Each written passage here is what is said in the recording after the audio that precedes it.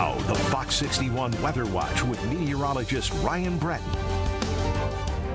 Can you imagine having like Thanksgiving feast in space? No way to set the table, I can tell you that. I'd be you just saw they were throwing things. I know. I'd be worried about the gravy. Like, Right. How does that work? What happens Does with it just plop? The gravy, the cranberry sauce in the can, does Right. it stay together if you open the can? We just have a lot of questions. We do.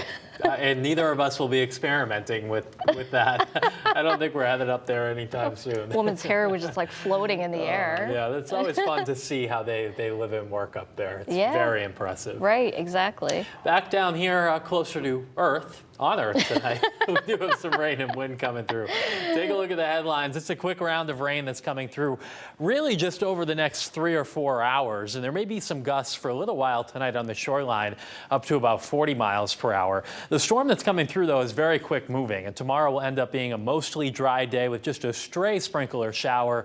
Then it turns colder for Tuesday and Wednesday. You can see the precipitation on the map tonight. There is some snow in the mountains of Vermont, the Green Mountains, the Adirondacks in New York, and the White Mountains in New Hampshire too. Some heavy rain in the Hudson Valley, and this very heavy rain has just missed western Connecticut. So we still have some downpours, but it's not widespread heavy rain at this point. There are some downpours here in eastern Connecticut, but some new ones now forming over parts of New Haven and Fairfield County, Bridgeport, Monroe, and we'll zoom you in for another look here around Stratford and Milford. You can see some of the rain starting to pick up in intensity there. It's 52 in New Haven, 51 in Groton, 48 in Hartford, and 41 degrees in Torrington. The wind coming in out of the southeast, bringing in some warmer air, and it's also getting pretty gusty in southern and shoreline areas, gusting to 36 miles per hour in Bridgeport. And over the next few hours, there may be some gusts there that get close to 40 miles per hour. By tomorrow morning, the wind shifts direction, starts coming in out of the west as the storm goes by to our north.